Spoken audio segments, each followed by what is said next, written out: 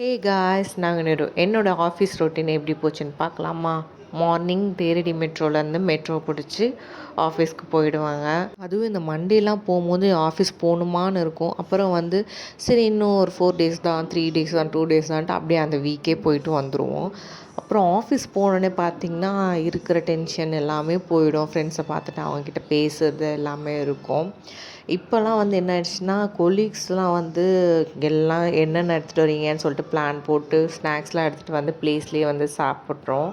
இதெல்லாம் கொஞ்சம் ஃபன்னாக போயிட்டு ஜாலியாக இருக்கும். அந்த டைம்லாம் இருக்கும் நிறைய எரர் பண்ணுவோம். அது இதுன்னு ஹெக்டிக்காக தான் போயிட்டுருக்கோம். பட் இந்த டைம்லாம் ஆஃபீஸ் வரனால கொஞ்சம் என்ஜாய் பண்ணிகிட்ருக்கேன். ஒர்க் ஃப்ரம் ஹோமில் இதெல்லாம் 4 இயர்ஸாக என்ஜாய் பண்ண முடியல.